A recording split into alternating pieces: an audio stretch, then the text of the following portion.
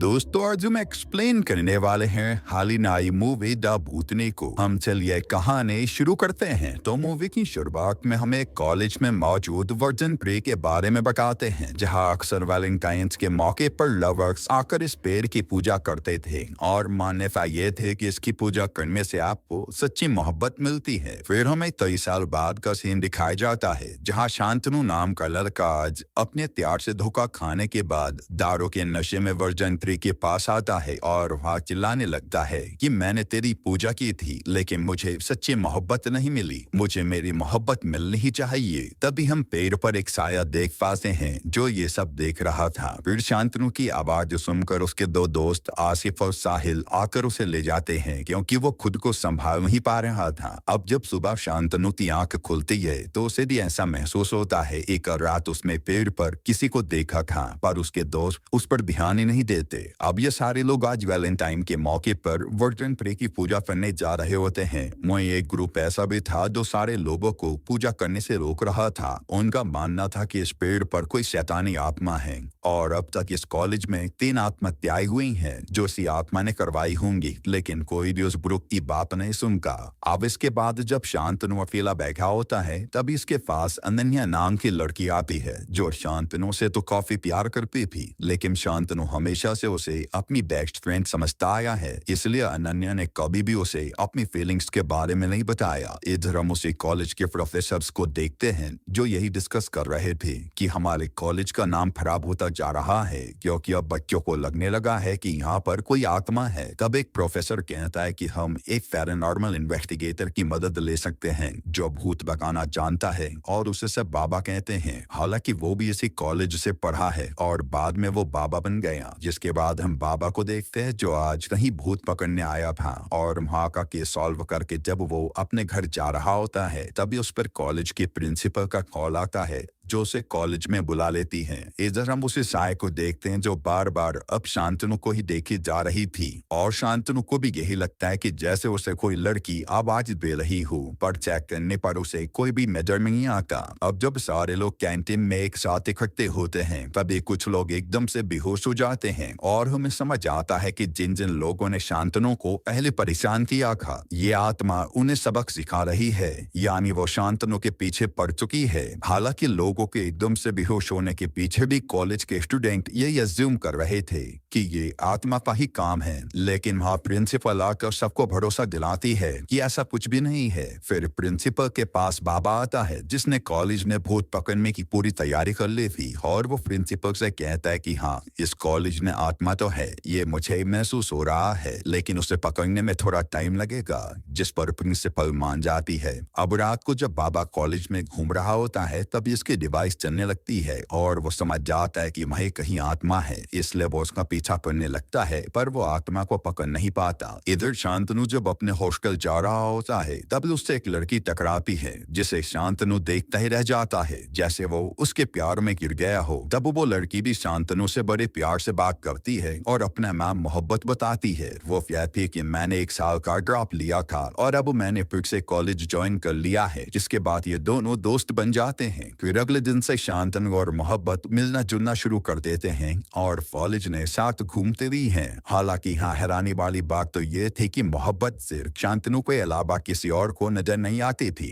यानी वही वो आत्मा है जो उस पर नजर रख रही थी। और शांतनु के दोस्त भी सोचते थे कि ये शांतनु पागल तो नहीं हो गया जो इधर उधर बातें करता रहता है, पर शांतनु तो इसी की भी बात में सुनता था। साथ ही जब भी अनन्या शांतनु से मिलने की कोशिश करती थी तो मोहब्बत अपनी पावर से अनन्या को काबू में कर उसे वहां से भगा देती थी ताकि शांतनु उसके करीब ना जाए। अब ऐसे कुछ दिन बीतते हैं। फिर एक दिन जब अनन्या शांतनु से अपने प्यार का इजहार करने का प्लान बना रही होती है क्योंकि वो शांतनु को खोना नहीं चाहती थी, तभी उसके ऊपर एकदम से कुएं का वास गिरता है जो मोहब्बत नहीं गिराया था। पर अहम मौके पर शांतनु अनन्या को बचा लेता है। साथ ही शांतनु अनन्या से बातों के दौरान बताता है कि मुझे एक मोहब्बत नाम की लड़की पसंद आ गई है है और मैं जल्द ही उसे प्रपोज करूंगा। ये सुनकर अनन्या का दिल टूट जाता है। फिर जब अनन्या वहां से कॉलेज जा रही होती है तभी उस पर मोहब्बत दोबारा हमला करती है, यानी वो उसे रास्ते से हटाने वाली थी। लेकिन सही टाइम पर बाबा आकर अनन्या की जान बचा लेता है और अनन्या समझ नहीं पाती कि उसके साथ हुआ क्या। जिसके बाद बाबा अपनी डिवाइस लेकर उसी वर्जन 3 के पास आता है, पर उसकी डिवाइस तो कहीं और का सिग्नल दे रही थी। और आगे जाने पर बाबा को पता चलता है कि इस पेड़ के पीछे एक और पेड़ है जो पूरा जला हुआ है और शायद वो आत्मा इसी पेड़ से कॉलेज में आई है। इसलिए बाबा का अब एक ही मिशन है कि उसे आसमां की आखिरी इच्छा पूरी करके उसे मुक्ति देनी है। जिसके बाद रात के समय आज मोहब्बत जब शांतनु से मिलने आती है तो शांतनु उसे प्रपोज करने लगता है और जोश जोश में वो कह देता है कि प्यार तो रूह से होता है, इंसानी शरीर से थोड़ी। जो सुनकर मोहब्बत कहती है कि मैं तो आत्मा ही हूँ। जो बात शांतनु को समझ नहीं आती तब मोहब्बत रिवील करती है कि मैं एक आत्मा हूँ जो तुमसे प्यार करती हूँ, मुझे तुम्हारी मोहब्बत कबूल है। जो सुनकर शांतनु के होश उड़ जाते हैं और वो इधर उधर भागने लगता है। ये देख मोहब्बत को गुस्सा आ जाता है और वो अपना असली चेहरा दिखा देती है। जो देखकर तो शांतनु के होश उड़ जाते हैं, लेकिन मोहब्बत उसे भी अपने साथ ले जाने लगती है। अभी सही मौके पर बाबा आकर शांतनु को बचा लेता है और मोहब्बत बहुत जाती है। फिर बाबा शांतनु को अपने साथ कहीं छुपाने ले जा रहा होता है ताकि मोहब्बत उससे दूर रहे, वरना वो शांतनु को अपने साथ ले गई। तो शांतनु का मरना तय है। तभी शांतनु पर उसके दोस्तों का फोन आता है जो हॉस्टल में ही जा रहे थे। शांतनु ने कहता है कि तुम रूम में मत जाना, वो मोहब्बत एक भूतनी है। लेकिन यह आवाज तो साफ सुनाई ही नहीं देती और वो दोनों अपने रूम में पहुंच जाते हैं जहां मोहब्बत पहले से ही उनका इंतजार कर रही थी और वो उनसे पूछती है कि बताओ शांतनु कहाँ गया। इधर बाबा जब कार ड्राइव कर ही रहा होता है तभी मोहब्बत उस पर हमला कर देती है और यह बाबा मोहब्बत का कुछ बिगाड़ नहीं पाता, लेकिन मोहब्बत उसे जख्मी कर देती है। फिर मोहब्बत शांतनु को सीधा कॉलेज ले आती है, ये कहते हुए कि अब यहाँ से भागने की कोशिश मत करना, तुम सिर्फ मेरी हो। जो जानकर शांतनु और उसके दोस्तों के होश उड़ जाते हैं। फिर वो पूछते हैं कि आप शांतनु के पीछे क्यों पड़ी हो, जिस पर मोहब्बत कहते कि शांतनु दिल का सच्चा है जो उस दिन मेरे पास मोहब्बत पाना चाहता था, इसलिए ये मुझे पसंद आ गया। इधर बाबा भी समझ गया था कि आत्मा इतनी आसानी से उसके वश में नहीं आने वाली, इसलिए वो उन लड़कों को पता करता है जिन्होंने अपनी जान ली थी और उनकी गर्लफ्रेंड्स बताती है कि वैलेंटाइन डे पर हमने वर्जन 3 की पूजा की थी, जिसके बाद से ही हमारे बॉयफ्रेंड को अजीब से दौरे पड़ने लगे और फिर छोटी होली पर उन्होंने अपनी जान दे दी। फिर बाबा अगले दिन जाकर शांतनु और उसके दोस्तों को बताता है कि तुम कैसे भी करके उस आत्मा को खुश रखो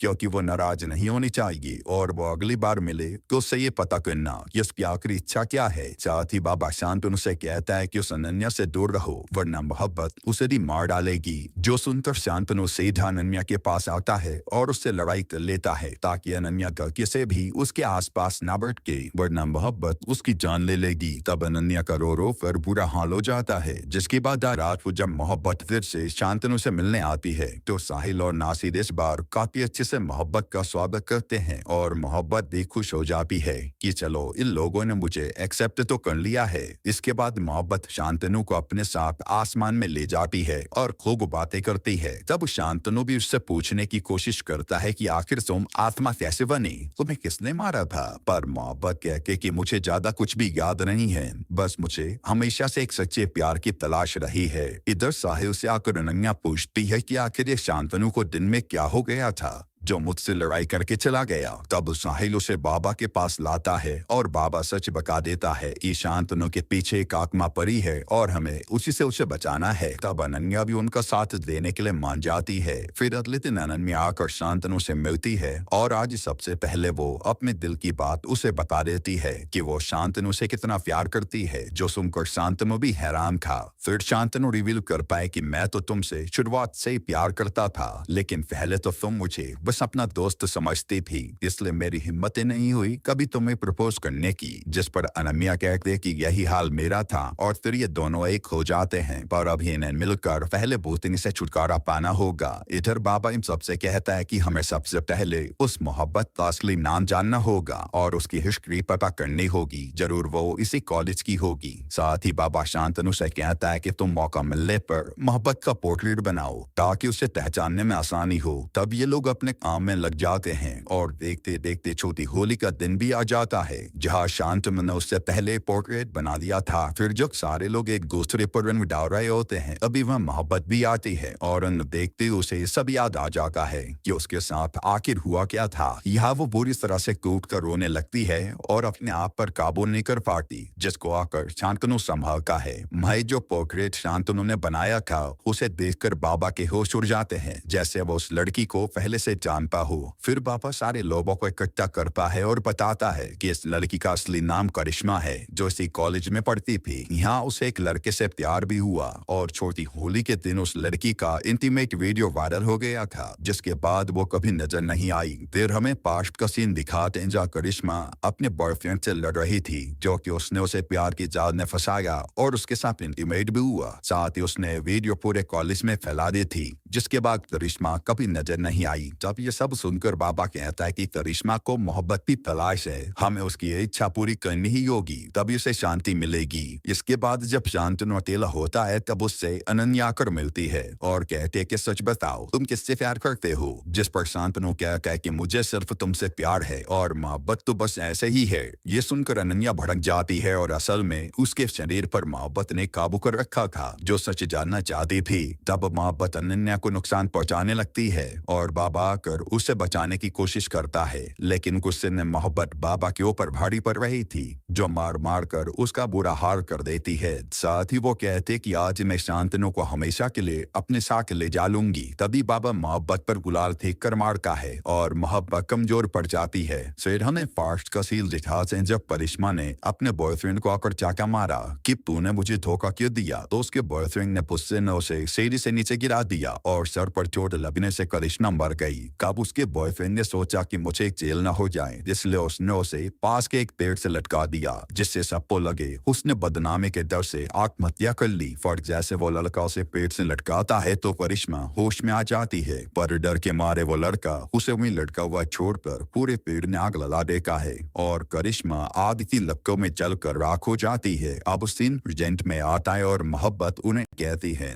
कि मैं कब से असली मोहब्बत पाना चाहती हूँ पर वो मुझे कभी मिली ही नहीं और जिन लड़कों ने भी मेरा असली चेहरा देखा उन्होंने इस कॉलेज में अपनी जान दे दी पर ये शांतनु ही था जो मुझे देखने के बाद भी बच गया। ये सुनकर आज बाबा मोहब्बत को एक सच बताता है। असल में बाबा और करिश्मा कॉलेज में एक साथ थे और वो करिश्मा से काफी प्यार भी करता था लेकिन करिश्मा का पहले से बॉयफ्रेंड था इसलिए बाबा ने कभी भी उसे प्रपोज नहीं किया। पर एक दिन अचानक करिश्मा कहीं गायब हो गई और बाबा ने आज तक अपने प्यार के चलते किसी और से शादी नहीं की। ये सब जानकर मोहब्बत का दिल भर आता है कि फाइनली उसे सच्चा प्यार मिल गया और उसे मुक्ति मिल जाती है। इसी के साथ ये मूवी यहीं पर खत्म होती है। दोस्तों आपको ये मूवी कैसी लगी हमें कमेंट में जरूर बताना।